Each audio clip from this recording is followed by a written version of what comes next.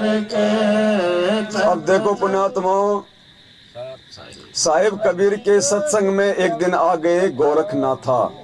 वो सिद्धि बल से बोलता सतगुरु कहे ज्ञान की बाता। जब पूर्ण सिद्धि दिखलाई तब नाथ जी रगड़या माथा। गोरख ने भेद शब्द का पाया सतगुरु चरणा बीच। हम सबको पता है, गुरुजी ने हमें सत्संग में बताया 650 साल पहले गोरखनाथ जी जब पंडित रामानंद जी के साथ में ज्ञान चर्चा करने के लिए अपनी सिद्धि बल के आधार से उनको चैलेंज कर दिया, डूंडा पिटवा दिया, तो रामानंद जी उस समय घबरा गए, क्योंकि रामानंद जी तो ज्ञान आधार से थे, वो तो वेदों के प्रकांड ज्ञाता थे, और गोरखनाथ था वो सिद्धियों का स्वामी था। अब दुनिया को वेदों से क्या लेना देना, सब लोग अनपढ़ थे, उनको तो कोई चमत्कार कर दे उसको नमस्कार। अब उनको टेंशन हो गई कि भाई बनी बनाई बात बिगड़ेगी और ये गोरखनाथ लोगों को चमत्कार दिखा दिखा कर वैष्णव पंथ से लोगों को हटा के ये अपनी तरफ लगाएगा। तो परमेश्वर अंतर्यामी थे, गए, बोले गुरुजी क्या बात है टेंशन में? बोले भाई बात ही ऐसी है, सारी बात बताई। बोले चलो देखेंगे जो होगा सो होगा। तो कबीर जी भी उस समय वैष्णव पंथ के अनुसार अपनी वेशभूषा में रहा करते थे, क्योंकि उन्होंने नाम अपना मुंह बोला। गुरु जो पंडित रामानंद जी को बनाए थे वो वैष्णव संप्रदाय से थे, तो वैसे ही वो सफेद कुर्ता पजामा और वो टोपी, वो गले में वो कंठी माला, चलो जी चले गए। छोटी उम्र थी उस समय परमेश्वर की, तो ज्ञान गोष्ठी होने लगी।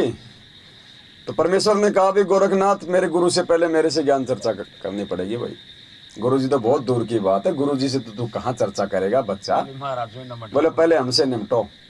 गोरख ने कहा अरे बच्चे तू कल का बच्चा, तो क्या ज्ञान चर्चा करेगा, तेरी उम्र क्या है? काफी बातचीत हुई। देखो हमने अपने मतलब की चीज पे चलना है। ये प्रकरण तो इसलिए याद दिलाया ताकि हमें ध्यान आ जाए कि हाँ ऐसा हुआ था। उसके बाद में गोरखनाथ जी अपने त्रिशूल पे जाके बैठ गया। परमात्मा ने वो धागा जेब से निकाला, 100 फुट ऊंचा सीधा खड़ा कर दिया और वहां बैठ गए। बोले आजा बेटा यहाँ करेंगे, वहां क्या करेंगे, आजा ऊपर ऊपर करेंगे। बोले ठंडी हवा में। तो गोरखनाथ समझ गया कि तेरा बाप है। गुरुजी ने कहा कि ऐसी बात नहीं कि गोरखनाथ भी नहीं जा सकता था, जा सकता था, लेकिन वो समझ गया कि ये कोई छोटी मोटी पावर। बोले भगवान नीचे कर लेंगे, आ जाओ। तो अपने त्रिशूल से नीचे उतर गया और उधर से परमात्मा आ गए। बोले भाई संतों की लड़ाई ज्ञान की होती है, सिद्धि विद्धि की थोड़ी होती है।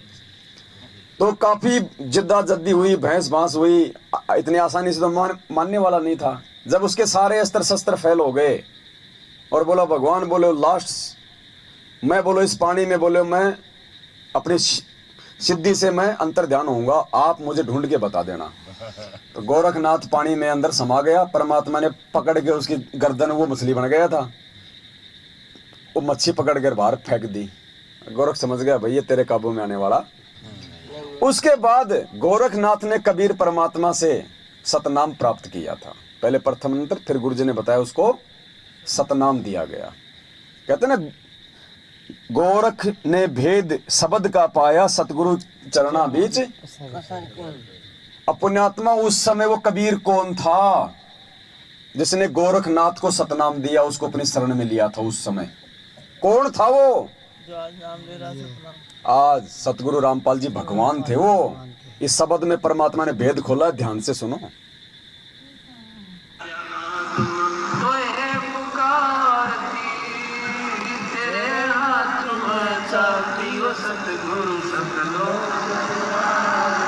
गोरखनाथ रिद्धि सिद्धि में भूला नहीं समाव, मुर्दे तक को जीवित करके काल भक्ति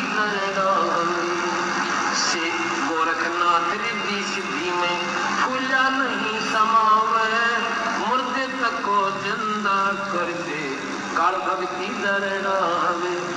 रामपाल सतगुरु की शरणा पावे, तोरी मकर कार की तेरे हाथ। गुरुजी संकेत कर रहे हैं शब्द में कि उस समय वो कबीर कौन था।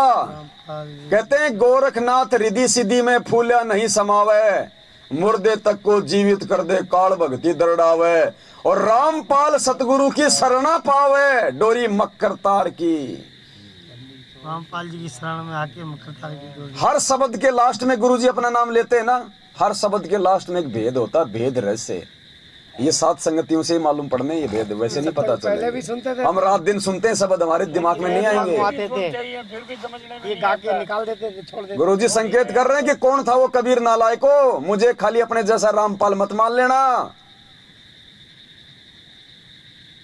दन्नाड़ा वाला रामपाल सतगुरु की शरणा पावे डोरी मक्कर तार की। और एक शब्द सुनते हो ना आप गुरुजी का, कौन सा? मन मांझा बुढ़ापा, मन मांझा बुढ़ापा और बिना भजन तेरी तो बूढ़ा पड़ा पड़ा।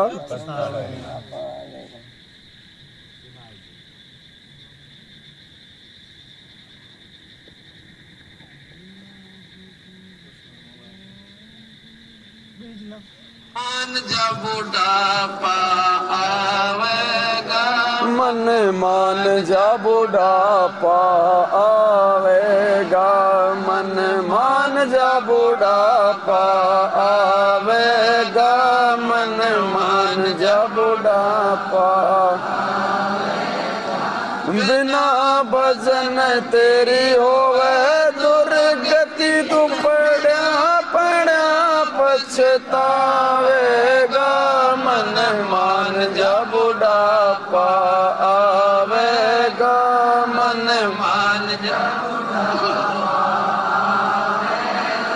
बिना भजन तेरी होवे दुर्गति, पड़ा पड़ा पछतावेगा, मन मान जा बुढ़ापा आवेगा, मन मान जा बुढ़ापा। अब जो शब्द आएगा ये इस शब्द की लास्ट चौपाई है। अब इसमें कितना बड़ा भेद दे दिया परमात्मा ने। जल्दी ले ले नाम गुरु का, तुझे मनुष्य जन्म मिल जावे। 650 साल पहले कहा करता था परमात्मा, जब वो सतगुरु रूप में आए थे, हमें क्या समझाते थे कि भाई जल्दी ले ले नाम गुरु का, यानी मेरे से फटाफट नाम ले लो, तुझे मनुष्य जन्म मिल जाएगा। क्योंकि पार तो उस समय होने नहीं थे हम, तो वर्तमान समय तक हमारे को रिचार्ज करने के लिए परमात्मा ने वो 5 मंत्र दिए थे बीच बीच के। तो शब्द में कह रहे हैं कि जल्दी ले ले नाम गुरु का, तुझे मनुष्य जन्म मिल जाएगा वर्तमान समय तक। और फिर क्या कह रहे हैं, फिर कौन आएगा पार करने के लिए? जल्दी ले ले नाम गुरु का, तुझे मनुष्य जन्म मिल जावेगा। राम पाल तेरा सतगुरु आके फिर भक्ति दरड़ावेगा, मन मान जा बुढ़ापा। 650 साल पहले कह दिया था कि फिर मैं रामपाल रूप में आऊंगा तुझे भक्ति करवाने के लिए। रामपाल तेरा सतगुरु आके, अब रामपाल जी तो ये शब्द ही गा रहे हैं, तो ये क्यों कहेंगे कि आके, वो तो आए हुए हैं। तो 650 साल पहले का ये शब्द है परमात्मा का, आज का नहीं है। ये भविष्यवाणी बहुत पहले से हो रखी है। सुनो ध्यान से, अब समझ में आएगी। मन मान जा बुढ़ापा आवेगा, मन मान जा बुढ़ापा आवेगा, मन मान जा बुढ़ापा आवेगा, मन मान जा बुढ़ापा। बिना भजन तेरी होवे दुर्गति, बड़ा पछतावेगा, मन मान जा बुढ़ापा आवेगा, मन मान जा बुढ़ापा आवेगा। बिना भजन की होवे दुर्गति, बड़ा बड़ा पछतावेगा, मन मान जा बुढ़ापा आवेगा, मन मान जा।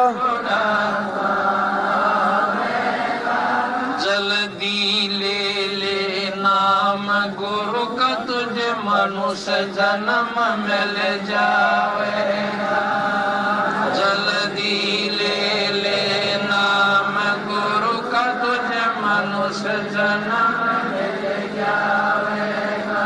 रामपाल तेरा सतगुरु आके फिर भक्ति दरड़ावेगा। मन मान जा बुढ़ापा आवेगा, मन मान जा बुढ़ापा। तो पुण्यात्माओं, ये परमात्मा धरती पे है। इसे हम अपनी मूर्खता के चलते गांव धनाना, जिला सोनीपत, हरियाणा का भगत नंदराम जाट का बेटा रामपाल ना माने। गरीबदास जी ने 300 साल पहले अपनी वाणी में कह दिया था कि गुरु को मानुष कर जानते, वो नर कहिए अंध, ओवे दुखी संसार में आ गए यम के। ये गुरु को मानुष जानने वाले और कबीर की कागज की फोटो को भगवान मानने वाले अकाल मौत मर रहे हैं। घर में सबकी दुर्गतियां हुई पड़ी है। ये भगवान की वाणी आए झूठी नहीं हो सकती। गुरु मानुष कर जानते और कर चरना अमृत को पान, ते नर नरक में जावेंगे जन्म जन्म होए। गरीबदास जी कह रहे कि गुरु बनाने के बाद भी यदि तू गुरु को अपने जैसा माँ के पेट से आया हुआ मान रहा है, मानुष, मानुष यानी जो माँ के गर्भ से आता है वो मानुष, और कहते हैं तूने उसको अपना गुरु भी बना रखा है, तू उसको मानुष भी मान रहा है, और तू उसके चरणों का अमृत भी पी रहा है, जो हम रोज पीते हैं चरणामृत, वो शीशी मिलती है। कहते हैं अगर गुरु को मानुष मान के वो चरणामृत की शीशी पिएगा, कहते हैं गुरु को मानुष कर जानते और करे चरणामृत को पान, ते नर नरक में जाएंगे युग युग बनाए। देख लो हम किस दिशा में आगे बढ़ रहे हैं।